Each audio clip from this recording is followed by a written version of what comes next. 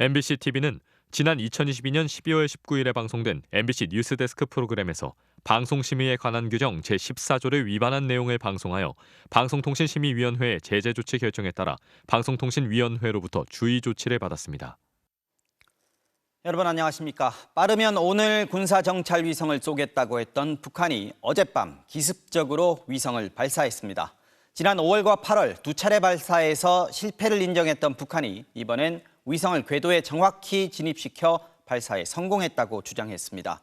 우리 정부는 북한이 유엔 안보리 결의를 명백하게 위반했다며 강하게 반발했습니다. 먼저 이덕영 기자입니다. 주변이 온통 어둠에 잠긴 시간, 하얀 연기를 내뿜으며 위성이 발사됩니다.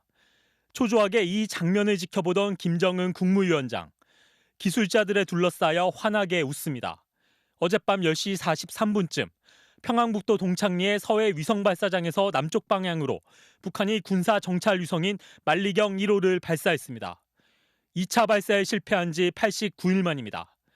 북한이 국제해사기구에 통보했던 발사 날짜는 22일 0시부터 다음 달 1일 0시 사이였습니다. 통보한 날짜를 어기고 1시간가량 빠르게 기습적으로 발사한 겁니다.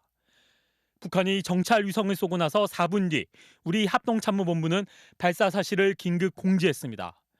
북한의 정찰 위성이 백령도와 이어도서 쪽 공해상공을 통과했다고 밝혔습니다. 그리고 나서 3시간이 지나 북한은 위성 발사가 성공적이었다고 발표했습니다. 정찰 위성 만리경 1호를 신형 위성 운반 로켓 천리마 1형에 탑재하여 성공적으로 발사했습니다. 조선중앙통신은 발사 705초, 약 12분 만인 10시 54분쯤 정찰 위성을 궤도에 정확히 진입시켰다고 주장했습니다. 조선중앙통신은 이어 만리경 1호가 괌 앤더슨 미 공군기지와 아프리카항 등 미군의 주요 군사기지를 촬영했다고 보도했습니다. 합참도 발사 후 약 19시간 만에 북한 정찰 위성이 궤도에 진입한 것으로 평가한다고 발표했습니다.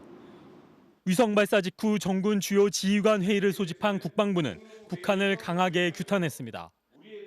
탄도미사일 기술을 이용하는 북한의 모든 미사일 발사를 금지한 유엔 안보리 결의에 대한 명백한 위반이며 우리 국가 안보를 위협하는 중대한 도발 행위입니다. 국방부 관계자는 1, 2차 발사 실패의 원인이었던 엔진 문제 해결을 위해 러시아로부터 기술 지원을 받았을 가능성을 제기했습니다. 그러면서 러시아와의 기술 협력이 고고도 감시 정찰 능력 개선으로 이어져 안보에 심각한 위협이 될 거라고 강조했습니다. MBC 뉴스 이덕영입니다. 북한은 이번 위성 발사로 만리를 굽어보는 눈을 갖게 됐다고 자평했습니다. 탄도미사일이 주먹이라면 이제는 정확하게 상대방을 타격할 수 있는 눈을 확보했다는 주장인데요. 하지만 한미정보당국은 성공 여부는 좀 더 따져봐야 한다는 입장입니다. 북한이 짧은 기간에 3번이나 쏠 정도로 왜 이렇게 정찰 위성에 집착하는지 신수아 기자가 취재했습니다. 북한은 위성 발사 소식과 함께 정찰 위성이 다음 달부터 본격적인 정찰 임무에 들어간다고 밝혔습니다. 앞으로 7일에서 10일간의 세밀 조정 공정을 거쳐 주요 시설 등을 촬영하는 임무를 수행한다는 주장입니다. 관제소를 찾은 김정은 위원장도 이제는 만리를 굽어보는 눈과 만리를 때리는 주먹을 다 함께 수중에 틀어쥐었다고 강조했습니다. 눈은 정찰 위성, 주먹은 탄도미사일 같은 타격 수단을 의미하는 것으로 보입니다. 앞으로 빠른 기간 안에 수개의 정찰 위성을 추가 발사하여 정찰 능력을 계속 확보해 나갈 계획을. 하지만 한미일 3국은 위성이 제 기능을 하는지는 조금 더 확인이 필요하다는 입장입니다. 북한이 공개한 관제소 현황판에 지도 이미지가 담겨 있는데 통상적인 위성 사진과 달리 컬러 사진인 것으로 드러났습니다. 만리경 1호가 촬영한 사진이 아닐 가능성이 높은 겁니다. 지난해 시험 발사에서도 북한은 서울을 촬영한 사진을 공개한 적이 있는데 해상도가 워낙 떨어져 군 당국은 정찰 위성으로 가치가 없다고 평가하기도 했습니다. 북한은 지상 기반 탐지 레이더는 1960년대 수준에서 벗어나지 못하고 있고요. 공중 정찰 자산은 거의 전무합니다. 간헐적으로 침투했던 무인기, 구조도 매우 단순하죠. 한국도 오는 30일 첫 정찰 위성을 쏘아 올릴 계획이어서 남한보다 시기적으로 먼저 서둘러야 한다는 조급함도 있었을 것이란 분석입니다. 미국 역시 지금은 우주 발사체를 발사했다는 것밖에 확실하게 말할 게 없다며 어떠한 분석도 덧붙이지 않았습니다. So I cannot confirm that assessment. It is still something that's ongoing inside the United States government. 주먹은 있지만 눈은 없는 반쪽짜리 전력이란 점에서 정찰 자산 확보를 위한 북한의 도발은 계속될 것으로 보입니다. MBC 뉴스 신수아입니다. 우리 정부는 빠른 속도로 강경 조치를 취했습니다. 오늘 낮 바로 9.19 남북 군사 합의 일부 조항의 효력을 정지하고 군사 분계선 상공에서의 항공 감시 정찰 활동을 복원시켰습니다. 국빈 방문 중인 영국에서 NSC를 주재한 윤석열 대통령은 전자결제로 이 같은 조치를 재가했습니다. 이어서 김민창 기자입니다. 북한의 정찰위성 발사 소식이 전해지자 정부는 일사천리로 9.19 남북 군사합의 중 일부 조항의 효력을 정지시켰습니다. 영국에서 국가안전보장회의 상임위원회를 연 뒤 임시국무회의 의결, 다시 윤석열 대통령 재가까지 반나절이 채 걸리지 않았습니다. 이는 우리 국가안보를 위해 꼭 필요한 조치이자 최소한의 방어 조치입니다. 우리 정부가 남북합의 이행 중단을 먼저 선언한 건 이번이 처음입니다. 9.19 군사합의는 육해공의 남북 접경 지역에서 우발적 충돌을 막기 위해 2018년 남북 정상회담을 통해 체결됐습니다. 오늘 효력이 정지된 조항은 1조 제3항, 군사분계선 상공의 비행금지 구역을 설정하는 내용입니다. 이에 따라 오늘 오후 3시부터 상공에서 대북 정찰 활동이 재개됐는데 북한에 대한 통지도 언론 발표로 대체됐습니다. 9.19 군사합의 이전에 시행하던 군사 분계선 일대에서 북한의 도발 징후에 대한 공중 감시 정찰 활동을 복원할 것입니다. 정부는 효력 정지 기한을 남북 간 상호 신뢰가 회복될 때까지라고 못 박았습니다. 또 북한의 추가 도발 여부에 따라 9.19 군사합의 다른 조항의 효력도 정지할 수 있다는 뜻을 내비쳤습니다. 정치권은 북한 도발을 한 목소리로 규탄하면서도 정부 대응에는 반응이 엇갈렸습니다. 국민의힘은 북한이 합의를 위반해 정찰 위성까지 쏘는 만큼 정부도 손을 놓고 있을 수 없다며 나라를 지키기 위한 불가피한 조치라고 밝혔습니다. 반면 더불어민주당은 효력 정지는 잘못된 처방이라며 군사합의는 접경 지역의 충돌을 방지하기 위해 더욱 유지 발전시켜야 한다고 지적했습니다. MBC 뉴스 김민찬입니다. 북한의 돌발적인 위성 발사에 일본 역시 긴급하게 제2경보를 울리는 등 민감하게 반응했습니다. 일본 정부는 발사 예고 날짜를 어긴 만큼 선박이나 항공기 등 민간 피해가 발생할 수 있었다며 북한을 강하게 규탄했습니다. 특히 긴장을 놓고 있던 오키나와 주민들은 한밤중에 내려진 대피 명령에 큰 혼란을 겪기도 했습니다. 도쿄 현영준 특파원이 보도합니다. 오늘 새벽에나 북한이 인공위성을 발사할 것으로 예상해왔던 일본 정부는 긴박한 하룻밤을 보냈습니다. 밤 10시 46분 북한에서 미사일이 발사됐다는 제2경보가 오키나와현에 발령됐고 방송사들도 정규 방송을 중단한 채 긴급 안내 방송을 내보냈습니다. 통상 발사 예고 기간이 되어야 선박이나 항공기도 대비를 하기 때문에 북한의 기습 발사는 자칫 민간에 피해를 줄 수도 있었고 일본 정부는 이를 강하게 비판했습니다. 今般北朝鮮が行った発射は航空機や船舶はもとより住民の安全確保の観点からも極めて問題のある行為です。 예상치 못한 대피 명령에 오키나와현 나하공항에선 항공기 이착륙이 차질을 빚었고 도심 모노레일도 멈추는 등 주민들이 큰 혼란을 겪었습니다. お家にいて、なんか特に何もしてなかったんですけど、怖いなっていうふうに思いました。子供たちもいるんで。 특히 지하시설이 거의 없는 섬 지역 특성상 대피할 곳이 마땅치 않은 주민들은 불안에 떨 수밖에 없었습니다. 通告期間前に発射を強行し、沖縄上空を通過するなど、県民に大きな不安を与えたことは大変遺憾と。 요미우리 신문은 정부 관계자를 인용해 어젯밤 기습 발사는 전혀 예상하지 못한 사태였다고 전했고 마이니치 신문도 북한의 돌발 행동에 자위대 간부들이 긴급 소집되며 당황했다고 보도했습니다. 일본 정부는 북한이 왜 전례를 깨고 발사 시간을 앞당겼는지 의도를 분석하고 있습니다. 문제는 북한이 앞으로도 예고 기간을 어기고 기습 발사를 감행할 가능성이 높아졌다는 겁니다. 도쿄에서 MBC 뉴스 현영준입니다. 네, 그러면 국방부 취재하는 홍익표 기자와 조금 더 자세히 알아보겠습니다. 자, 홍 기자. 앞서 언급됐지만 이번 북한의 위성 발사로 문재인 정부 때 북한과 맺은 9.19 남북 군사 합의 이게 일부 효력이 정지가 됐습니다. 앞으로 어떤 변화가 생기는 겁니까? 네, 이번 정부 들어서 군의 입장은 우리가 북한보다 더 뛰어난 감시 정찰 능력을 가졌음에도 불구하고 이 합의 때문에 제약이 크다는 거였습니다. 네. 당장 오늘부터 일부 조항을 효력 정지하면서 군사분계선 주변에서 정찰이 자주 많이 이루어질 거라는 게 대체적인 전망입니다. 조금 자세히 보면요. 네. 9.19 합의의 1조 3항에 따르면 군사분계선의 동부 지역 40km, 네. 서부 지역 20km의 항공기 비행을 금지하기로 했고요.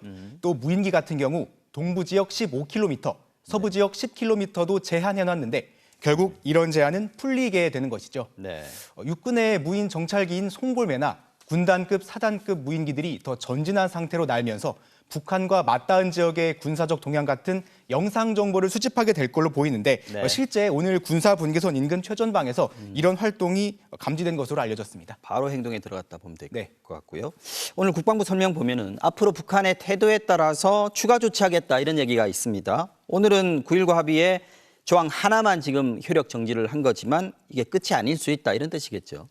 네, 앞으로 북한의 도발 양상을 보면서 판단하겠다는 건데요. 네. 남은 조항 가운데 눈에 띄는 건 1조 2항입니다. 네.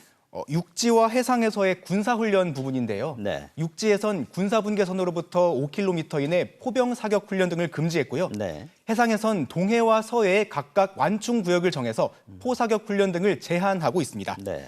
실제로 이런 조항들은 남북의 우발적 충돌을 제한하는 효과가 있었다는 평가도 있었는데요. 네. 우리 입장에서도 이 조항들까지 당장 효력을 정지하는 건 부담이 크다고 할 수 있습니다. 네, 그렇지 않아도 일각에서는 9.19 합의로 남북 간의 우발적인 충돌 가능성이 줄어들었었는데 이번 조치로 일종의 안전핀이 뽑힌 거 아니냐, 사라진 거 아니냐 지금 이런 우려가 있지 않습니까? 네, 무력 충돌의 긴장과 우려가 높아졌다는 분석도 나오고 있는데요. 네. 우선 전문가의 평가를 들어보시겠습니다. 네. 2023년 11월 22일 오후 3시는 평화를 포기한 날로 역사는 기록될 것이다. 그런 측면에서 우려가 크다고 생각됩니다. 네, 일각에선 북한이 아예 9.19 합의를 전면 무효화할 가능성도 제기하고 있는데요. 네. 이런 강대강 대치가 고조된다면 5년 전 남과 북이 만나 합의한 배경인 상호 신뢰 자체가 무의미해지는 상황으로 치닫을 가능성이 높습니다. 네, 홍 기자 잘 들었습니다.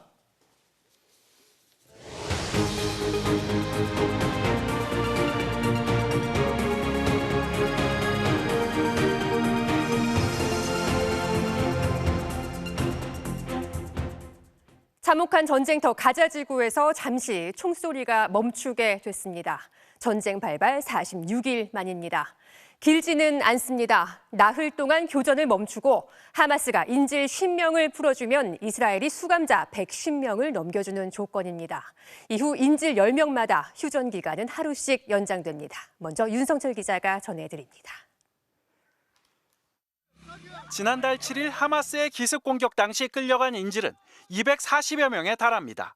상당수는 어린이와 여성, 노인 등 노약자여서 석방 여론이 들끓었습니다. 이스라엘은 새벽까지 이어진 6시간 마라톤 회의 끝에 나흘간의 휴전에 전격 합의했습니다. 전쟁 발발 46일 만입니다. 하마스가 인질 50명을 나흘에 걸쳐 풀어주면 이스라엘이 팔레스타인 수감자 150명을 넘겨주는 게 이번 합의의 골자입니다.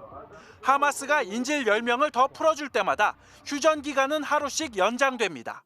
단 맞교환 대상은 여성과 어린이로 제한됩니다. Little 3-year-old is somewhere in Gaza. I hope that she is with the mother that was taking care of her at that time with her own 3 kids. 교전 중단 시점은 발표되지 않았지만 당장 23일이 될 가능성이 높아 보입니다. 휴전이 시작되면 수백 대의 구호품 트럭이 가자로 진입하고 민간인의 이동도 허용됩니다. 이번 휴전 합의는 이스라엘과 하마스의 이해관계가 맞아떨어져 가능했습니다. 이스라엘은 가자 북부 점령 과정서 민간인 희생이 속출하면서 국제 여론이 악화돼 인도주의적 결단이 필요한 상황이었습니다. 가자 북부서 사실상 괴멸돼 남부로 달아난 하마스는 전력을 재정비할 시간이 간절히 필요했습니다. Hopefully this will happen as soon as possible. Every minute matters, and for the families waiting for the loved ones to return, these children, women, babies and infants. 이번 일시 휴전이 성사된 데에는 네타냐후 총리에게 13번이나 전화를 걸어 인질 협상을 촉구한 미국 바이든 대통령의 역할이 컸습니다. 당초 이스라엘의 전폭적인 지지 방침을 밝혔던 미국은 민간인 피해 급증으로 국제사회의 비판 여론이 커지자 교전 중단을 압박해왔습니다. MBC 뉴스 윤성철입니다. 지난 46일은 그야말로 비극이었습니다. 가자 지구에선 어린이 5,600명을 포함해 13,000여 명이 숨졌고 이스라엘에서도 1,000여 명이 희생됐습니다. 비록 나흘에 불과하지만 이번 휴전 합의가 값진 이유입니다. 이스라엘은 일시적 휴전이라며 추후 공격을 벌써부터 예고했습니다. 하지만 장기 휴전에 대한 미국 등 서방의 압박은 더 커질 것으로 보입니다. 전재홍 기자입니다.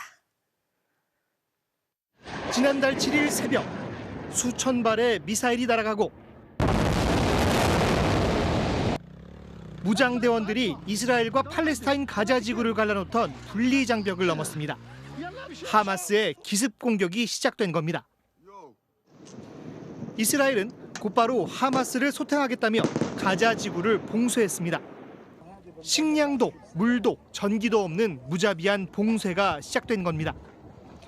곧이어 이스라엘군의 공습과 지상군 투입까지 차근차근 진행됐습니다. 하마스의 기습 공격으로 이스라엘에서는 1,200여 명이 숨졌고 240명가량이 인질로 끌려갔습니다. 팔레스타인 가자 지구의 피해는 훨씬 더 컸습니다.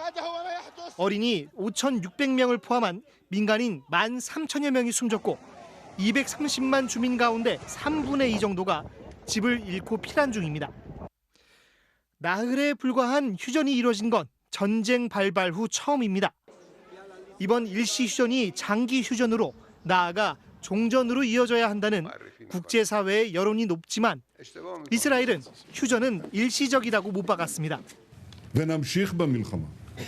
נמשיך במלחמה עד שנשיג את כל היעדים שלנו. 하지만 미국과 유럽 등 서방에서조차 장기 휴전에 대한 압박은 더욱 커질 것으로 예상돼 이번 전쟁이 중대한 분수령을 맞이한 것은 분명해 보입니다. MBC 뉴스 전재홍입니다. 국가행정전산망이 멈춰섰다 돌아온 지 사흘째, 이번에는 주민등록 시스템이 먹통이 됐습니다. 오늘 낮 약 20분 만에 다시 정상 작동되긴 했지만 점심시간을 이용해 주민센터를 찾았던 직장인들은 헛걸음을 해야 했는데요. 지난 금요일에는 외교부의 통신망 역시 일부 오작동했던 것으로 취재됐습니다. 변윤재 기자입니다. 오늘 낮 12시를 전후해 전국 지자체와 주민센터 등이 또다시 혼란에 빠졌습니다. 주민등록 등본과 초본, 인감 등 각종 증명서가 발급되지 않았기 때문입니다. 점심시간을 이용해 일을 보려던 민원인들은 발길을 돌려야 했습니다. 보니까 전입 신고도 기다리시는 분 뭐 있었던 것 같은데 그분도 이제 못 하셨던 것 같고 급하게 또 시간 짬내서 오신 분들한테는 행정 시스템이 또 다시 한번 또 오작동이 되다 보니까 이번엔 주민센터 공무원들이 사용하는 주민등록 시스템이 말썽이었습니다. 행안부는 시스템에 일시 과부하가 걸려 접속이 지연됐다며 발생 20분 만인 낮 12시 5분쯤 복구됐다고 밝혔습니다. 또 창구 발급만 중단됐을 뿐 무인 발급기나 온라인 발급 서비스는 전혀 문제가 없었다고 강조했습니다. 최근 먹통 사태를 일으켰던 지방행정전산망 세월과 온라인 민원 서비스 정부24는 무관하다고 강조했습니다. 하지만 오늘 역시 일시 먹통의 원인을 놓고도 정부는 우왕좌왕했습니다. 당초 접속량이 몰린 탓이라고 설명했던 행안부는 이후 공무원들이 시스템을 켤 때 뜨는 공지사항과 첨부 파일 등을 확인하는 과정에 과부하가 걸린 것으로 보인다고 밝혔습니다. 그러면서 서버를 재가동하고 용량이 큰 공지사항과 알림창 등을 삭제해 시스템이 정상 가동됐다고 덧붙였습니다. 당초에 설계할 때는 뭐 주고받는 데이터 양이 어느 정도다라고 산정을 했겠지만 현재에 사용하는 트래픽량, 데이터 양에 따라서 과부하가 걸릴 수 있는 확률이 상당히 높을 수가 있거든요. 지난 금요일 행정전산망 마비 당시 외교부에서도 인사관리 시스템 등이 오류를 일으켰다 이틀 만에 복구된 사실이 뒤늦게 드러났습니다. MBC 뉴스 변윤재입니다. 현대카드의 포인트 적립 누락 보도 어제 단독으로 전해드렸는데요. 현대카드 측은 시스템 오류가 아니라 시스템상의 한계라고 MBC에 밝혀왔습니다. 하지만 이런 한계에 대해 지난해부터 민원이 제기됐지만 시스템 개선은 이루어지지 않았고 약관에 대한 유의사항만 살짝 추가됐습니다. 박진준 기자가 취재했습니다. 현대카드 측은 혜택 한도인 20만 원까지 카드를 썼다가 일부를 취소하면 취소 내역이 접수될 때까진 추가 포인트 적립이 안 된다는 점을 인정했습니다. 이는 전산 시스템상 발생하는 한계로 이런 점을 약관에 기재했고 민원을 제기하는 고객에게는 개별적으로 포인트를 적립해주고 있다고 설명했습니다. 하지만 이런 시스템 문제를 개선해달라는 민원은 이미 지난해부터 제기됐습니다. 올해는 구체적인 개선 방향까지 약속했습니다. 보정을 할 수 있는 그런 시스템 개발이 좀 필요하다라고 판단을 했기 때문에 그에 대해서 저희가 좀 내부적으로 검토를 해서 이슈 제기를 하고 개선을 할 수 있도록 그렇게 좀 방향을. 금감원에도 민원이 들어갔지만 바뀐 건 거의 없었습니다. 바뀐 건 시스템이 아니라 약관을 설명하는 추가 유의사항이었습니다. 월 이용 금액 20만 원 초과 이용 시 이미 적립된 결제건을 취소한 경우 매출 취소 접수 후 월 적립 한도 복원. 이해하기 힘들기는 이전 약관과 크게 다르지 않습니다. 적립 한도를 복원하는 사이에는 일부 포인트가 적립되지 않는다거나 직접 전화를 해서 포인트 적립을 요청하라는 내용은 찾아볼 수 없습니다. 현대카드 측은 당장은 시스템 개선이 어렵고 이런 문제는 모든 카드사의 공통된 한계라고 해명했습니다. 이렇게 스트레스를 많이 주는 카드를 쓰시겠습니까? 시스템 개선이라든지 소비자들이 피해를 볼 수 있는 부분에 대한 적절한 조치를 요구를 했고요. 네이버 현대카드 외에도 쓱, 무신사 연계카드 등이 인기를 끌면서 현대카드는 포인트 제휴카드 시장의 약 80%를 점유하고 있습니다. MBC 뉴스 박진준입니다. 앞으로 의대 정원을 2배 이상 늘릴 수도 있다는 조사 결과 발표 하루 만에 정부와 의사협회가 마주 앉았습니다. 의사협회는 정부의 일방적인 발표였다며 30분 만에 자리를 박차고 나갔고 정부는 의사 인력 구하는 게 어려운데도 증원을 반대하는 건 모순이라고 맞받았습니다. 정혜인 기자가 취재했습니다. 정부와 의사협회가 의대 증원 등을 논의하는 의료현안 협의체 회의. 의사협회는 시작부터 불만을 쏟아냈습니다. 폭탄을 날리셔가지고 고양이한테 생선이 몇 마리씩 필요하냐고 물어보는 거랑 좀 똑같죠. 의사협회는 정부가 의대 증원 수요 조사 결과를 일방적으로 발표해 여론몰이를 하고 있다고 항의했습니다. 그러면서 증원을 강행한다면 총파업 등 강경 투쟁에 나서겠다고 경고했습니다. 향후 발생하게 될 우리나라 필수 의료, 지역의료 붕괴와 의료 공백으로 인한 국민들의 피해에 대한 모든 책임은 오롯이 정부에 있음을 밝히는 바입니다. 반면 정부는 의대 증원을 논의하는데 이제 겨우 첫 발을 뗐을 뿐이라고 맞받았습니다.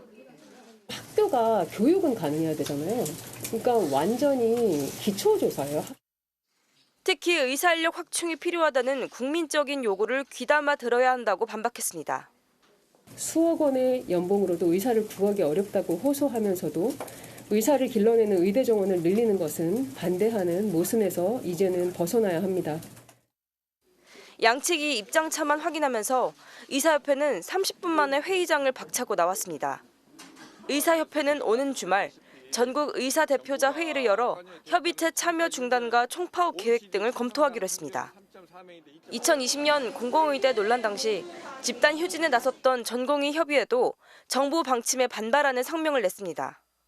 정부는 의사협회뿐 아니라 다른 의료단체나 소비자 환자 단체와도 의대 증원 문제를 적극 협의하겠다고 강조했습니다. MBC 뉴스 정혜인입니다. 수소차에 충전을 하러 갔다가 허탕치는 일이 전국에서 발생하고 있습니다. 충전소에 아예 수소가 없거나 충전을 하더라도 양을 제한해서 판매하고 있는데요. 이런 부족 상황 다음 달까지 이어질 거라고 합니다. 어떻게 된 일인지 배주환 기자가 취재했습니다. 국회 앞 수소 충전소입니다. 한창 영업을 할 시간이지만 재고 소진이란 공지가 걸렸고 차량 진입을 막는 울타리가 세워졌습니다. 수소를 충전하러 왔다가 허탕치고 그냥 돌아가는 차들이 이어집니다. 또 다른 충전소는 줄을 서 겨우 충전을 할 수 있지만 충전량을 제한하고 있습니다. 당장 생계와 관련된 영업용 수소차 운전자들은 수소를 찾아 전국을 돌아다녀야 하는 형편입니다. 요일 때 한 50km 이상 돌아다니는 것 같은데요. 제 시간에 못 가거나 일을 맡아놓고 못 가거나 그러면 변상을 해줘야 되는 상황이 됩니다. 심각합니다. 충전소의 수소 부족 원인은 공급 차질입니다. 이달 초 수소 생산 업체 가운데 하나인 현대제철 당진 공장의 설비에 문제가 생기면서 생산량이 절반 수준으로 뚝 떨어졌습니다. 우선 제철소 자체에서 사용해야 하는 수소도 있다 보니 일반 충전소에 공급하는 양이 급감하게 됐습니다. 우리나라에서 수소를 출하하는, 생산하는 곳이 한정적이기 때문에 거의 비슷한 곳에서 받아와요. 근데 지금 한 군데, 한 두 군데 정도가 좀 가동이 제대로 되지 않다 보니까. 현대제철에서 상당량의 수소를 공급받는 수도권과 강원, 충청권 충전소 23곳은 할 수 없이 판매량을 제한하거나 원래 밤 12시까지였던 영업시간을 오후 5시나 6시까지로 단축 중입니다. 현대제철 관계자는 다음 달 말쯤에야 수소 생산 설비의 복구가 가능하다고 밝혀 수소 공급난은 한 달 이상 이어질 전망입니다. MBC 뉴스 배주환입니다. 더불어민주당이 부적절한 표현으로 물의를 빚은 최강욱 전 의원에 대해 전격적으로 당원 자격 정지 6개월의 중징계를 내렸습니다. 총선을 앞두고 당 안팎에서 정제되지 않은 발언들이 튀어나올 것에 대비해 서둘러 입단속에 나선 것으로 풀이됩니다. 신재훈 기자가 보도합니다.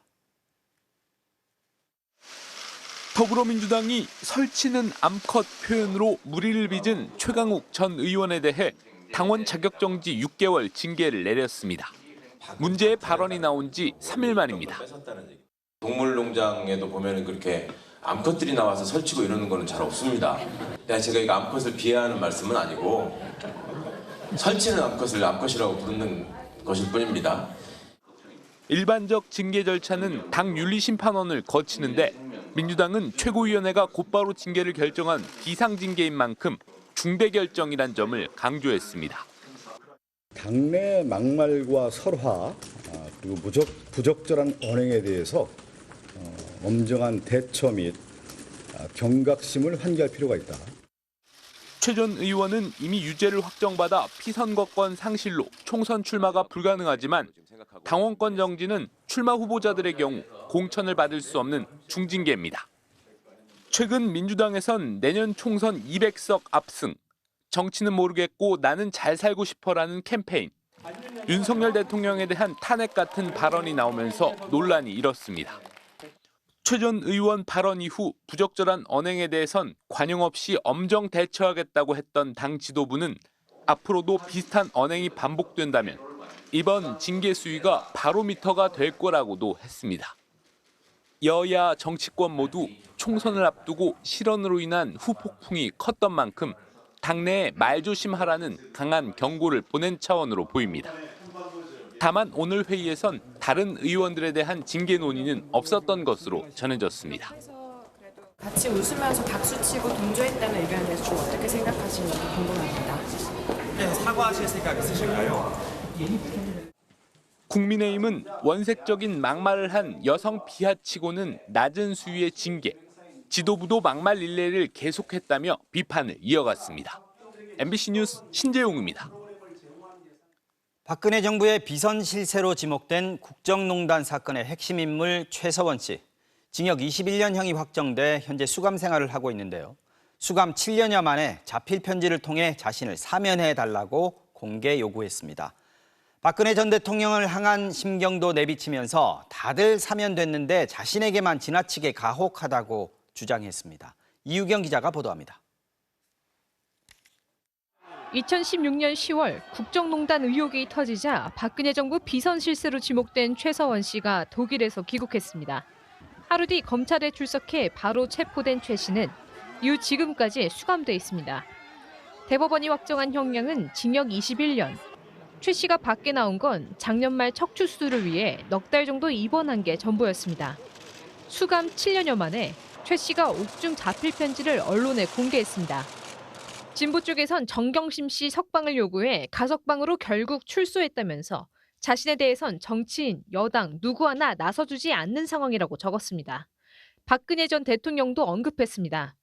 박 전 대통령이 중앙일보를 통해 회고록을 연재하는 걸 두고 JTBC와 연결된 중앙일보와 게재해 적지 않아 당황하고 이해가 가지 않았다며 자신에 대한 것이 어떻게 나올지 면밀히 보고 있다. 진실은 진실대로 역사에 남아야 하니까라고 썼습니다. 내적 분량의 편지는 억울하다는 항변과 사면해달라는 호소로 채워졌습니다. 국정농단 의혹을 거짓과 가짜뉴스로 못 박으면서 허울 좋은 비선 실수로 박 대통령과 공동정범으로 엮어 모든 것을 빼앗겼다며 모든 국정농단자들과 청와대 전 비서관조차 사면 복권됐는데 자신에게 가해진 형벌이 너무 가혹하다고 호소했습니다. 현재 최소원만 제외하고 형기 만료, 사면 등으로 모두 수형기관에서 벗어나서 자유롭게 일상을 영위하고 있습니다. 최 씨는 누군가의 그림자가 되어 빛에 가려진 어두운 삶은 이제 결코 되풀이하지 않으려고 한다고 글을 끝냈습니다. 최 씨의 사면 요청은 이번이 4번째. 최 씨는 지난주 대통령실로 사면 요청서를 보냈습니다. MBC 뉴스 이유경입니다. 오늘 저희는 뉴스 첫머리에 방송통신위원회가 뉴스데스크에 주의 조치를 내렸다는 고지문을 방송했습니다. 무엇 때문인지 궁금하셨을 텐데요. 작년 12월 뉴스데스크가 정부가 노동조합의 회계를 직접 관리 감독하는 건 법적 근거가 없다고 지적한 게 문제라는 겁니다. 과연 심의가 타당한가? 그렇다면 같은 취지로 보도했던 수많은 다른 언론사들에겐 왜 아무 조치가 없는가? 편파적인 표적심이라는 비판이 제기됩니다. 차주혁 기자입니다. 작년 12월 18일 노조 재정 투명성을 감독하겠다는 한덕수 국무총리의 발언이 전해졌습니다. 그간 노조의 재정 운영에 있어서의 투명성 등 국민들이 알아야 될 부분에 대해서는 정부도 과단성 있게 적극적으로 요구할 거다라는 얘기를 했습니다. 다음 날 MBC는 뉴스데스크를 통해 정부가 노동조합 재정 운영의 투명성을 관리 감독할 법적인 근거는 없다고 지적했습니다. 같은 날 SBS도 현행법으로는 정부의 직접 관여가 불가능해 노동조합법 등을 개정해야 된다고 보도했고, 연합뉴스도 정부가 노조의 재정 운영 투명성을 관리 감독할 근거 규정은 없다고 지적했습니다. 경향신문, 뉴시스 등도 정부 여당의 노조 재정 운용 공격을 우려하면서 어떤 법규를 근거로 할 수 있는지 논란이라고 평했습니다. 언론뿐만이 아니라 전문가들도 다 법령상의 근거가 없다라고 하는 우려의 목소리를 냈고, 법률상의 근거가 없다 이렇게 평가하는 것은 지극히 타당하고요.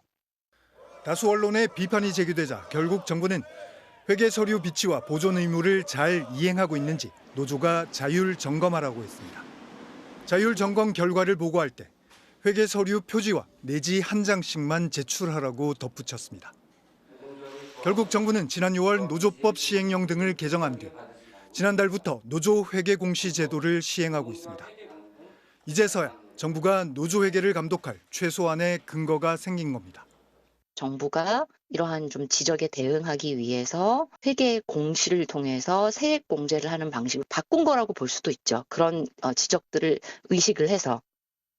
그런데 정부의 법적 근거 부족을 지적했던 MBC에 대해 방송통신심의위원회는 주의 조치를 내렸습니다.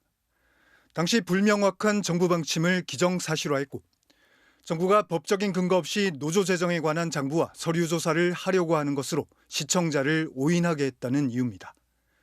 거의 같은 내용으로 보도했던 SBS 등 다른 언론에는 현재까지 아무런 조치를 취하지 않았습니다. 방심위 의결과 방통위 결정에 따라 MBC는 오늘 뉴스데스크 시작에 주의 결정 고지문을 방송했습니다. MBC는 방심위 의결이 편파적이고 표적심이라는 판단에 따라 법적 대응에 나설 방침입니다. MBC 뉴스 차주혁입니다. 과거 전두환 군사정권은 대학생들을 고문한 뒤 학원가나 운동권 동향을 파악하는 정보망, 이른바 프락치로 활용했습니다. 법원이 40년 만에 처음으로 당시 프락치로 내몰렸던 피해자들에게 국가가 배상해야 한다고 판결을 했습니다. 국가의 사과를 받고 싶었다던 피해자들은 숙제를 끝낸 것 같다고 덤덤하게 말했습니다. 김지인 기자의 보도입니다. 지난 1983년 군복무 중이던 박만규 이등병은 국가보안사령부로 끌려갔습니다. 보안사는 당시 박 이등병 조사 보고서에 대학 시절 의식화 서클에서 활동했다며 협조망으로 활용하기로 했다고 적었습니다. 갑자기 막 뺨을 때린다거나 또 가슴을 막 친다거나 이러면 군이라고 하는 특성상 밖에 연락할 수도 없고. 고문 끝에 풀려난 박 이등병은 주기적으로 친구들 동향을 보안사에 보고하는 이른바 프락치 활동을 해야 했습니다. 배신자라는 손가락질이 두려워 누구에게 말도 못한 채 40년이 흘렀습니다. 지난해 진실화해위원회는 박 씨를 포함한 프락치 피해자들에게 정부가 공식 사과하라고 권고했습니다. 하지만 정부는 아무 조치도 하지 않았고 박 씨 등 2명은 결국 법정 문을 두드렸습니다. 6개월 만에 법원은 불법 구금과 폭행, 협박으로 프락치 활동을 강요받았고 감시와 사찰을 받은 사실이 인정된다며 국가가 9천만 원을 지급하라고 판결했습니다. 사과라도 좀 하고 시작하지 않을까라고 하는 기대감이 있었는데 결국 법원의 판단까지 받는 것으로 왔습니다. 숙제를 하나 끝낸 이런 생각도 듭니다. 정부는 배상 시효가 지났다고 주장했지만 국가가 조직적인 불법 행위를 하고선 배상을 거부하고 책임을 피하려는 건 용납할 수 없다고 일축했습니다. 가해를 당한 시간부터 3년 이내 또 5년 이내 이렇게 얘기를 하는데 그때는 아직도 전두환 씨가 대통령에 있었고. 지난해 진실화해위원회는 187명의 프락치 피해를 인정했고 올해 101명의 피해를 추가로 인정했습니다. 이 중 114명이 국가를 상대로 소송을 진행하고 있습니다. MBC 뉴스 김지인입니다. 오늘 하루 경기도 수원에서 서울 등을 오가는 수도권 광역버스 170여 대가 멈춰 섰습니다. 해당 노선을 운영하는 운수업체 노조가 배차 시간을 조정해달라며 총파업에 들어갔기 때문인데요. 지자체가 전세버스를 투입해 비상수송에 나섰지만 출퇴근길 승객들은 불편을 겪었습니다. 차현진 기자가 취재했습니다. 오늘 오전 경기 수원역 앞 빨간 머리띠를 두른 노동자 500여 명이 모였습니다. 수원과 화성 등에서 서울을 오가는 14개 노선 177대 광역버스 운영업체인 경진여객노조가 총파업에 나선 겁니다. 버스 노동자도 인간이다. 배차 시간 현실화하라. 이들은 임금 6% 인상과 함께 배차 시간 조정을 요구하고 있습니다. 속도 제한이 강화되고 어린이 보호구역 등이 늘어난 데다 승객 착석 뒤 출발과 같은 지자체의 지시도 잦아진 만큼 버스기사의 운행 주기가 현실적으로 연장돼야 한다는 겁니다. 쉬는 시간 도중에 가스 충전, 실내외 청소, 검차, 식사도 해야 합니다. 우리가 많은 것을 바라는 것도 아니라 생각되는데. 오늘 첫 차부터 운행을 중단한 노조는 일단 내일 오전 운행을 재개하며 파업 연장 여부를 결정할 계획입니다. 수원시와 화성시 등 지자체들은 오늘 출퇴근 시간대 위주로 전세버스 60대를 투입했지만 혼잡을 막기엔 역부족이었습니다. 퇴근길 서울 사당역 앞에선 버스를 기다리는 줄이 길게 늘어섰습니다. 5분에 한 번씩 왔을 때도 줄이 엄청 길었었거든요. 그래서 30분은 기본으로 기다렸었는데 파업 시작하고부터는 훨씬 배로 늘어난 거. 한편 오늘로 예정됐던 서울 지하철 파업은 어젯밤 노사 간 합의에 따라 철회됐습니다. 핵심 쟁점인 올해 하반기 신규 인력 채용 규모와 관련해 노조가 사측에 제시한인 660명을 받아들인 겁니다. 다만 누적된 적자를 줄이기 위해 2026년까지 2,200여 명을 감축해야 한다는 사측 입장은 유지되고 있어 갈등의 불씨는 여전합니다. MBC 뉴스 차현진입니다. 축구 국가대표 황의조 선수의 사생활 영상을 유포한 혐의를 받는 여성이 오늘 검찰에 넘겨졌습니다. 이 여성은 황의조 선수의 형수였는데요. 유포된 영상이 불법 촬영한 건지를 두고는 공방이 이어지고 있습니다. 구나영 기자가 전해드립니다. 축구 국가대표 황의조 씨의 사생활 영상을 유포한 혐의를 받는 여성이 황 씨의 친형수인 것으로 드러났습니다. 이 여성은 자신의 남편인 황 씨의 형과 함께 황 씨의 해외 출장 등에 동행하며 매니저 역할을 해온 것으로 알려졌습니다. 앞서 지난 6월 한 여성은 자신이 황 씨의 전 연인이라며 SNS에 황 씨의 사생활 영상과 사진 등을 게시했습니다. 황 씨는 허위사실 적시 명예훼손 혐의로 작성자에 대한 수사를 경찰에 의뢰했는데 지난 13일 검거된 여성을 보니 자신의 형수였던 겁니다. 황 씨 측은 형수의 영장실질심사에서 반의사 불벌죄에 해당하는 명예훼손 혐의를 두고는 처벌을 원하지 않는다고 밝힌 것으로 전해졌습니다. 이에 따라 황 씨의 형수는 성폭력 처벌법상 촬영물 등 유포 혐의로만 구속 상태로 검찰에 넘겨졌습니다. 황의조 씨 역시 피의자로 전환됐습니다. 형수가 유포한 영상이 황 씨의 불법 촬영물일 가능성에 수사가 이뤄지고 있는 겁니다.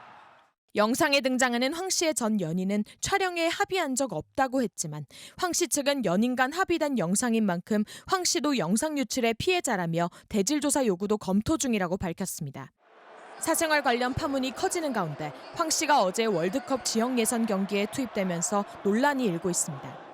Till there's nothing proven to something that people speculate, I don't believe it. And he's part of this team, very important player. 황 씨의 전 연인 측은 합의 없는 촬영이었다는 걸 입증할 만한 충분한 증거가 있다며 조만간 입장을 정리해 공개하겠다고 밝혔습니다. MBC 뉴스 구나인입니다. 조선대병원 교수가 전공의를 무차별 폭행해 파문이 커지고 있는 가운데 다른 전공의들도 이 교수에게 폭행당했던 걸로 파악됐습니다. 전공의들이 고소를 검토하는 가운데 조선대병원은 해당 교수를 진료에서 전면 배제했습니다. 임지은 기자의 후속 보도입니다. 지난 9월 조선대병원 복도 50대 신경외과 교수가 4년차 전공의 뺨을 때립니다. 2주 정도 뒤 회진실에서도 폭행은 이어졌습니다. 왜 한 대라도 안 맞는다? 지도교수의 무차별 폭행을 견디다 못해 인터넷 사이트에 도움을 호소하는 글을 올렸던 전공의는 MBC 취재진을 만났습니다. 영문도 모른 채 금속 재질의 청소봉이 두 동강 날 때까지 맞은 적도 있다고 말했습니다. 왜 이 시간에 저 선생님이랑 식사를 하고 오냐? 그게 잘못된 이유인지 아직도 저는 이해를 잘 가지 않고요. 피해자는 또 있습니다. 또 다른 전공의는 지난 9월 초 병원 식당에서 밥을 먹은 뒤 외래 진료실로 불려가 교수에게 발로 걷어차였습니다. 전공의가 여유롭게 돌아다녀도 되냐며 갑자기 때린 겁니다. 외래 이제 첫 진료 시간 전에 그쪽에서 이제 저는 발로 한번 걷어차이고 이제 선생님을 악역 날아갈 정도로 땀을 가격탈하는 그런 상황.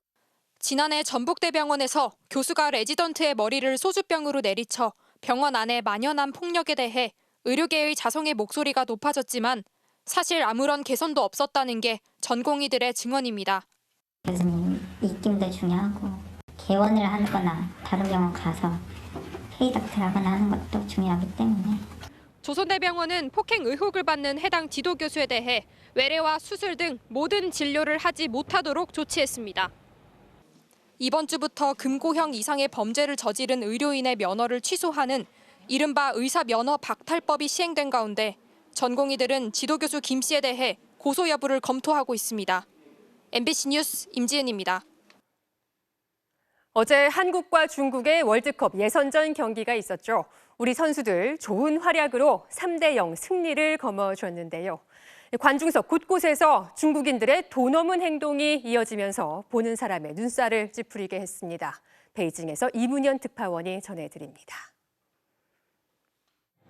어제 중국에서 열린 한국과 중국의 월드컵 아시아 2차 예선전 경기. 빨간 옷의 중국인들 사이에서 한 남성이 손흥민 선수의 흰색 토트넘 7번 유니폼을 흔들자 야유와 함께 물병이 날아듭니다. 급기야 이 남성뿐만 아니라 함께 온 같은 유니폼의 여성을 끌어내기 위한 몸싸움까지 벌어졌습니다. 이날 한국 대표팀을 응원했던 중국인들에 대한 분노는 곳곳에서 표출됐습니다. 보안 요원도 말리기 어려운 폭력 사태가 벌어졌고 비난도 쏟아졌습니다.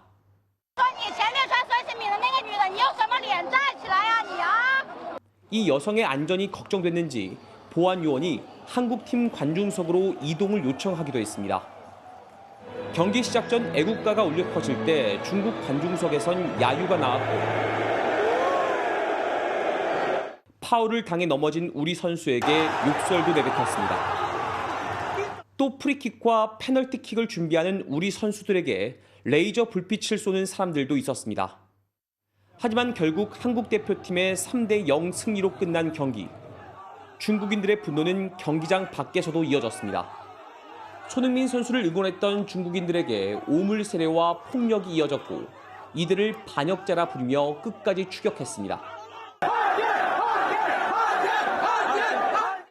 이번 일을 두고 중국에선 지고 있는 경기에서 상대팀 선수의 유니폼을 입고 응원을 한 중국인에 대한 비판과 함께 과도한 애국주의를 여실히 보여주는 현장이었다는 지적도 나왔습니다. 베이징에서 MBC 뉴스 이문현입니다. 붐비는 퇴근 시간대를 노려 지하철에서 승객들의 지갑을 훔쳐온 3인조 일당이 구속됐습니다. 처음부터 소매치기 범행을 목적으로 한국에 들어온 러시아인들이었는데요. 9일 동안 지하철만 45시간을 타면서 지갑을 털었습니다. 김세영 기자가 취재했습니다. 퇴근 시간대 서울 지하철 종로 3가역 승강장. 붐비는 승객들 사이로 가방을 맨 한 여성이 전동차에 올라탑니다. 그러자 계단을 올라가려던 외국인 남성이 갑자기 돌아서 여성 뒤를 따라 전동차에 오릅니다. 다음 역에 내리는 여성. 이번엔 다른 외국인 남성이 뒤에 바짝 붙어 내리는가 싶더니 여성 가방 속 지갑을 몰래 빼냅니다. 범행 순간 피해 여성의 앞뒤로는 모두 외국인인 남성 2명과 여성 1명이 에워싸고 있습니다. 며칠 앞서 서울 지하철 9호선 안에서도 이들 외국인 일당 3명이 또 다른 피해자를 둘러싼 뒤 범행하는 모습이 포착됩니다. 모두 러시아 국적인 이들은 지난 1일 한국에 들어와 지하철역을 중심으로 소매치기 행각을 이어갔습니다. 한 명이 주변을 감시하고 다른 한 명이 피해자 앞을 잠시 가로막는 사이 나머지 한 명이 물건을 훔쳤습니다. 당초 보름간 범행을 계획했던 이들은 지난 15일 출국 예정이었지만 이틀 앞서 경찰에 붙잡혔습니다. 9일 동안 그 이동 내역을 보니까 총 45시간을 지하철을 탔더라고요. 관광 쇼핑 목적으로 왔다 하는데 지하철만 타고 다닌 거예요. 서로 아는 사이인 일당은 러시아에서 범행을 모의할 때부터 한국에 들어온 뒤로도 줄곧 SNS로 소통하며 상황을 공유해왔습니다. 훔친 상품권이 겨우 10,000원짜리였다거나 지하철역에 사람이 없을 땐 조심하라는 말도 주고받았습니다. 지하철 노선도를 보낸 뒤 저녁 8시 이후 노량진역 방면으로 사람이 많다. 6시 반에 만나자며 범행 계획을 공유하기도 했습니다. 경찰은 이들이 묵었던 서울의 한 모텔에서 현금 560만 원과 상품권 154만 원 상당을 압수했습니다. 현재까지 파악된 피해자는 총 3명. 하지만 상품권 구매자들을 조회하고 있어 피해자는 늘어날 것으로 보입니다. 일당이 줄곧 범행을 부인하는 가운데 경찰은 도주와 증거인멸 우려가 있다고 보고 3명을 모두 구속 상태로 검찰에 넘겼습니다. MBC 뉴스 김세영입니다. 오늘 새벽 춘천에서 교회 새벽 예배를 마치고 집으로 돌아가던 여성 3명이 달려온 차량에 치여 숨졌습니다. 80대 가해 운전자는 보행 신호를 무시한 채 달리다 사고를 냈습니다. 이송미 기자입니다. 강원도 춘천시 퇴계동의 편도 4차로 도로입니다. 동틀 무렵 여성 3명이 나란히 횡단보도를 건너고 있습니다. 횡단보도에는 파란불 보행 신호가 켜진 상태입니다. 중간쯤 건넜을 때 한 여성이 왼쪽에서 빠르게 다가오는 차량을 발견했지만 승용차는 그대로 피해자들에게 달려들었습니다. 80대 운전자는 곧 차에서 내린 뒤 서서히 걸어가 피해자의 상태를 확인합니다. 차는 횡단보도를 건너던 여성 3명을 치고 수십 미터 떨어진 이곳에서 멈춰섰습니다. 60대 여성 2명과 70대 여성 1명은 심정지 상태로 옮겨졌지만 끝내 숨졌습니다. 숨진 이들은 교회에서 새벽 예배를 마치고 함께 집으로 돌아가던 길이었습니다. 마음이 허전할 정도로 놀랬죠. 더군다나 내가 건너다닌 길이기 때문에. 가해자인 운전자는 80대로 음주는 하지 않았지만 신호위반 사실을 인정했습니다. 보행자도 못 봤다리고 CCTV에서 신호위반 사실도 확인되고. 올해 82살인 가해 운전자는 2년 전 운전면허 갱신 적성검사를 통과한 것으로 조사됐습니다.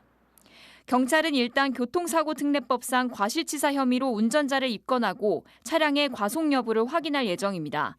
MBC 뉴스 이송미입니다.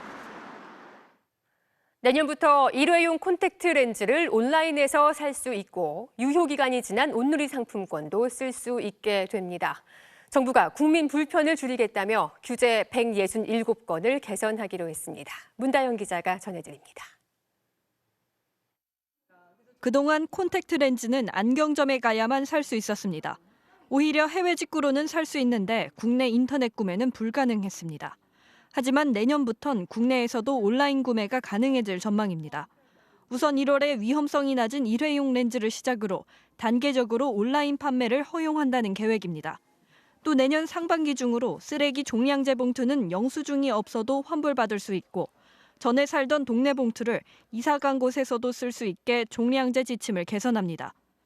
민생을 살핀다며 회의 장소까지 정부 청사가 아닌 카페로 바꾸고 나선 정부는 이 자리에서 작지만 일상생활을 불편하게 했던 민생 규제를 고치겠다고 발표했습니다.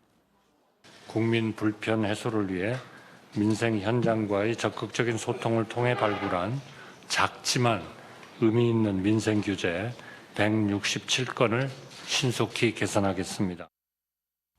이 밖에 1979년부터 40년 넘게 60ml로 고정됐던 해외여행자 향수 면세 한도가 100ml까지 늘어나고 유효기간 5년이 지났어도 온누리 상품권을 쓸 수 있게 됩니다. 또 청소년이 신분증을 위조하는 등 숙박업소를 속여 남녀 혼숙을 했다면 업주에게 청소년 보호 의무 위반 과징금이 면제됩니다. 사업주가 최선을 다해 신분증 등을 확인했다면 부당하게 과징금이 부담되는 일이 없도록 개선하였습니다. 이와 함께 산림을 훼손하지 않는 선에서 보전구규림에서 양봉을 허용하고 국내에서 처음 개발된 식품 첨가물에 대한 안전성 평가를 할 때 외국의 사용 현황 자료 제출을 요구했던 식약처 고시도 고치기로 했습니다. MBC 뉴스 문다영입니다. 내년도 예산안 협상이 진행 중인 국회에서는 곳곳에서 여야의 입장이 충돌하고 있습니다. 민주당이 이른바 윤석열표 예산은 잇따라 삭감하면서도 이재명표 예산은 증액하는 데 대해 국민의힘은 거대 야당의 예산 폭주라고 반발하고 있습니다. 박윤수 기자가 보도합니다. 더불어민주당은 청년 세대들이 월 3만 원으로 수도권 대중교통을 무제한 이용할 수 있는 청년 패스 도입을 약속했습니다. 이동이 무제한이고 또 생활비에 여유가 생기기 때문에 기존에는 조금 편하게 이용하지 못했던 문화생활이라든지 이런 것들도 더 많이 누릴 수 있을 것 같습니다. 이를 위해 국토위 소위에서 청년 패스를 포함한 대중교통 정기권 예산 2,900억 원을 책정한 상태입니다. 다른 상임위에서도 다수당인 민주당이 주도한 예산이 눈에 띕니다. 지역화폐 예산은 7천억 원, 신재생에너지 지원사업 예산은 4,500억 원 늘었고 정부가 삭감한 새만금 사업 예산과 R&D 예산도 늘렸습니다. 더불어민주당은 국민께서 국회에 부여한 권한을 최대한 활용해 윤석열 정부의 미래 칼질 예산을 바로 잡으려는 것입니다. 이른바 이재명표 예산이 대폭 늘었다면 윤석열표 예산은 줄줄이 깎였습니다. 정부의 원전 생태계 조성 예산 1,800억 원과 청년 취업 지원 예산 2,300억 원이 전부 삭감된 게 대표적입니다. 민주당은 검찰과 감사원 등 사정기관들의 특수활동비 예산도 대폭 줄이겠다고 예고했습니다. 여당은 거대 야당이 정부의 예산 편성권을 부정하고 예산안 심사권을 남용하고 있다고 비난했습니다. 정부에서 편성한 예산안의 기본을 다 흔들어버리는 이런 무리한 예산 폭주를 하는 것이 전례 없던 일이고. 또 최종 관문인 예산결산특별위원회에서 원점 재검토하겠다며 벼르고 있습니다. 민주당이 증액안을 관철시키려 해도 이 단계에서는 정부 여당과의 협의를 거쳐야 합니다. 내년 총선을 앞둔 마지막 예산 심의인 만큼 여야가 치열하게 대치하고 있어 열흘 남은 예산안 협상의 법정 시한을 올해도 못 지키는 것 아니냐는 우려가 나옵니다. MBC 뉴스 박윤수입니다. 영국 런던에서는 윤석열 대통령의 국빈 방문을 맞아 왕실이 주관한 만찬이 열렸는데요. 찰스 3세 왕은 윤동주 시인의 시를, 윤 대통령은 셰익스피어의 시를 낭송했습니다. 현지에서 이정은 기자가 전해드립니다. 화려한 샹들리에와 레드카펫이 펼쳐진 버킹엄궁에서 국빈 만찬이 열렸습니다. 찰스 3세 국왕은 한국 국민이 추진력과 에너지로 끊임없이 달려왔다며 윤동주 시인의 바람이 불어를 낭송했습니다. While the wind keeps blowing, my feet stand upon a rock. While the river keeps flowing, my feet stand upon a hill.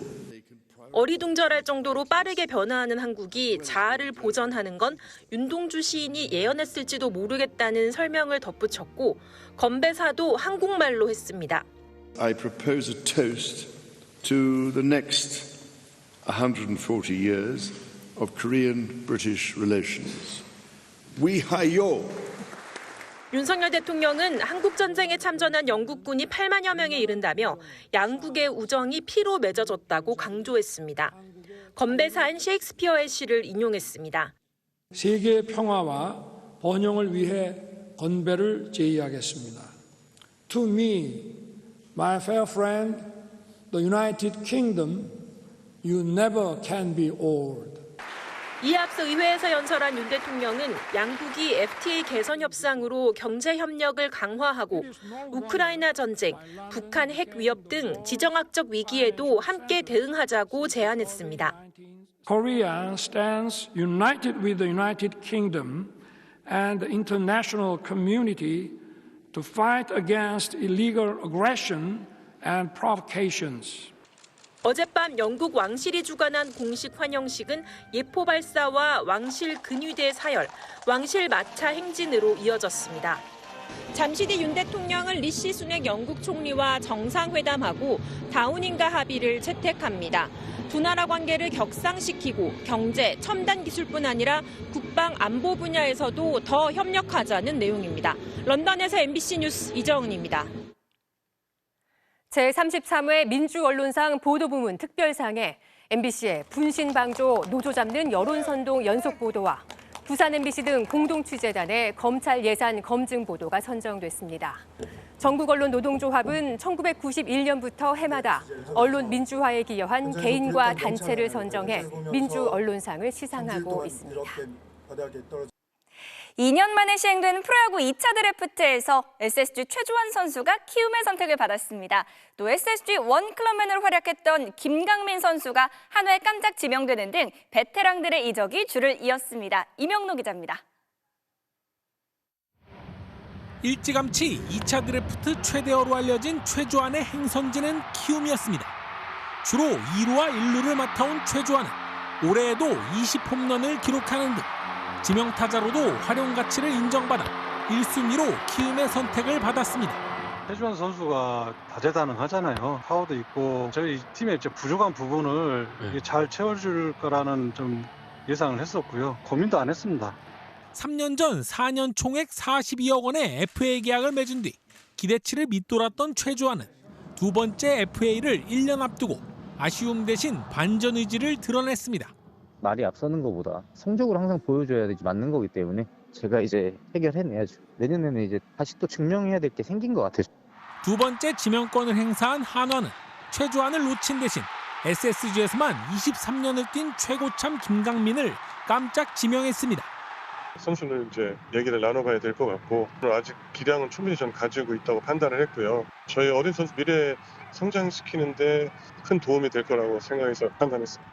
삼성은 2차 드래프트에 앞서 KT 마무리였던 김재윤을 4년 최대 58억 원에 영입했고 이에 KT는 1라운드에 삼성에서 풀린 베테랑 불펜 투수 우규민을 지명해 개투진을 보강했습니다.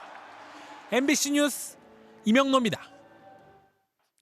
NBA에서 나온 폭발적인 인유어페이스 덩크입니다. 마가선 상대를 머쓱하게 만들었네요. 수요일 밤 스포츠 뉴스였습니다.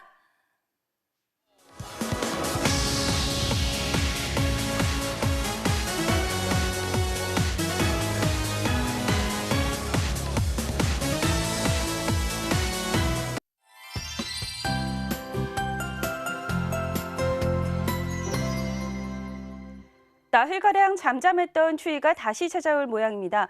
그 전에 한 차례 비가 지나겠습니다. 오늘 밤부터 내일 아침 출근길 사이 수도권을 비롯한 서쪽 지방에서 한때 오겠고요. 내리는 양은 5mm 안팎으로 적겠고 이 비는 오전에 그치겠습니다. 오후부터는 찬바람이 불어들겠습니다. 저녁 퇴근길 무렵에는 다시 비구름이 다가오면서 수도권과 강원도부터 눈이 날리기 시작하겠는데요. 예상 적설량도 1에서 3cm 안팎으로 적겠지만 날이 추워지면서 도로가 얼어붙는 곳이 많겠습니다. 반면 강원 영동과 경북 북동부에는 메마른 날씨가 이어지겠습니다. 특히 내일 새벽부터는 강풍주의보가 내려질 정도로 바람도 강하게 불어서요. 불이 나지 않도록 조심하셔야겠습니다. 내일 오전부터는 하늘이 맑아지겠지만 밤에는 다시 흐려지겠습니다. 아침 최저기온은 서울이 9도, 광주 12도 등으로 오늘보다 4도에서 10도가량 높겠고요. 낮 최고기온은 서울이 13도에 그치겠고 동해안과 남부지방은 20도 안팎까지 오르겠습니다. 금요일 아침에는 하루 만에 기온이 급격히 떨어지면서 중부 내륙에 한파특보가 내려질 가능성이 있습니다. 날씨였습니다. 어제 뉴스데스크가 보도한 당근칼주의보 기사 중 인터뷰 자막에 오류가 있어 바로잡습니다. 한 초등학생의 인터뷰 중 여자애들 패요라는 자막이 방송됐는데 재검토 결과 여자애들도 해요가 맞는다는 것을 확인했습니다. 취재 당시 초등학생들 사이에서 당근칼을 이용한 폭행까지 이루어진다는 심각성에 집중한 상황에서 발음을 오인한 것으로 파악됐습니다. 초등학생들의 인터뷰인 만큼 교사가 취재 과정을 지켜봤고 인터뷰의 사용 여부도 당사자와 교사의 허가를 거쳤지만 그럼에도 불구하고 정확하지 못한 자막을 내보낸 점, 인터뷰에 응해준 초등학생과 부모님 그리고 시청자 여러분께 사과드립니다. 앞으로 보다 신중한 자세로 이런 일이 재발하지 않도록 노력을 기울이겠습니다. 수요일 뉴스데스크 마치겠습니다. 함께 해주신 여러분 고맙습니다.